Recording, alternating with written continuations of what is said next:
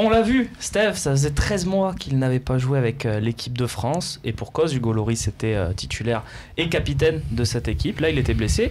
On pouvait penser que Deschamps allait faire jouer un match Mandanda et puis tester soit Areola, soit Costil. Finalement, confiance maintenue à Mandanda. Est-ce qu'il lui a rendu la confiance, Babou, Steph Mandanda ? Ah oui, je pense qu'il lui a bien rendu. Je pense que c'est... En tout cas, sur ce premier match, il avait été excellent avec les parades. Le genre de match que va avoir l'équipe de France souvent à jouer, c'est-à-dire le match où tu as peu de choses à faire, mais il faut sortir la grosse parade. Et c'est vrai qu'après, bon, si tu regardes contre l'Allemagne, je suis pas sûr que Lloris aurait fait mieux que Mandanda de toute manière. J'ai trouvé la presse écrite extrêmement dure avec Steve Mandanda. Il a eu 4 dans l'équipe. Ouais, 4, et je crois 4 dans la Provence aussi. Je crois. Hein, j'ai pas la note là. Mais bon, mais le 4 de l'équipe et l'explication qui n'a pas fait d'intervention décisive et a été sauvé par sa barre. Je pense quand même que tout le monde a en tête cette parade exceptionnelle qu'il fait. Alors bien sûr, oui, il touche le ballon peut-être après, mais bon, il est sur le ballon, quoi. C'est surtout que dans ce genre de situation, je l'ai vu 1000 fois, notamment avec Michael Landreau, le gardien se la rentre dans les cages. Donc lui, parce que je pense, et c'est pas dû au hasard, c'est-à-dire que quand bien sûr ça va très vite, c'est une fraction de seconde, mais quand t'es affûté, quand t'es prêt, quand t'es déterminé, quand tu vas sur le ballon de la bonne manière, tu as ta main qui est orientée de la bonne manière pour ressortir le ballon derrière. Vous le savez, il y a une régie dans cette émission et des fois ils ont envie de participer au débat. Il y a Nico qui me dit, s'il la touche pas de la main, peut-être que le ballon il va aussi sur un attaquant allemand et que ça fait but. Aussi. Non, mais l'intervention quand même. Et sur les 2 buts, franchement, ce sont des face-à-face.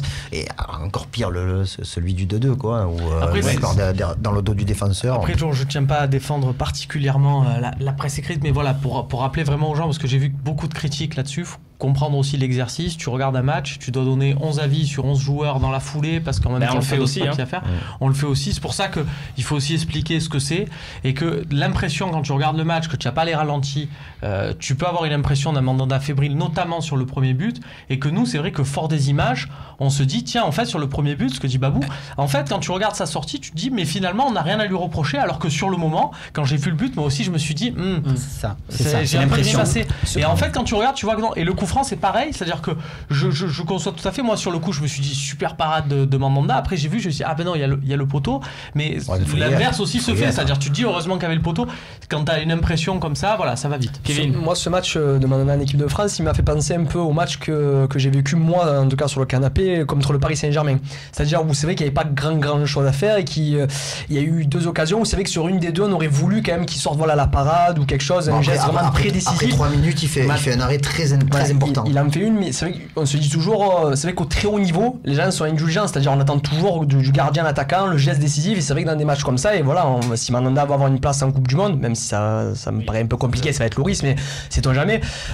On attend aussi, voilà, dans des grosses affiches comme celle-ci, peut-être le geste en plus qui permet de vraiment de s'assurer une place de titulaire. Romain, et après je vous poserai la question. Je me contente de peu, mais je trouve qu'avec ce rassemblement et avec le temps que lui a donné Deschamps et avec ses performances, y compris contre l'Allemagne, ok, il y a une grosse différence entre le numéro 1 et le numéro 2, il y a un gros écart, parce que de toute façon, Lloris est capitaine, et voilà, c'est comme ça. Mais il y a aussi un gros écart de fait entre Mandanda et le numéro 3, parce que c'est pas rien. Areola, nous, là, on est à Marseille, on se dit, mais il a récupéré la place de gardien titulaire au PSG. Il est très bon depuis le début de saison, il faut le reconnaître. Et beaucoup de gens disent accable Bounassar pour son duel perdu, par exemple, au Vélodrome.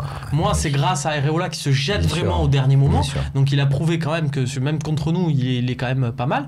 Et là, Mandanda, il a mis vraiment une grosse distance, je trouve, avec Areola, et c'est pas rien. D'où ma question, est-ce qu'on a retrouvé le grand Steve Mandanda, celui qu'on a adoré pendant des saisons, qui a été capable de moments un peu plus creux, mais qui a quand même globalement été énorme. Est-ce qu'il est redevenu le Steve Mandanda qu'on a aimé, Karim ? Bon, je pense que c'est le même Steve Mandanda qu'on avait quand il a quitté le club, avec une saison qui était quand même plus qu'intéressante. On se souvient de certains matchs, la dernière saison à Lorient, à Caen, à Lyon également. Donc voilà, quand on voit les matchs qu'il a réalisés, ne serait-ce que le match face à Lille, le match contre Nice, il est quand même présent. À Saint-Etienne aussi, il avait été bon.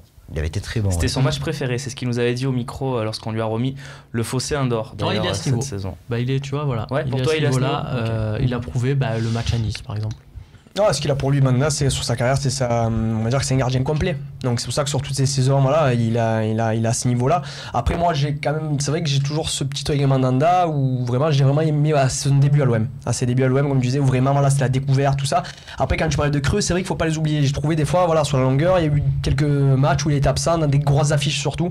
Et c'est ça des fois qui m'a posé un peu problème avec Mandanda. Et je pense que c'est sur ça qu'il a pas tenu la distance avec Loris en équipe de France. Voilà, parce que Loris, il a été capable, voilà, dans des grosses affiches de sortir les arrêts qu'il fallait.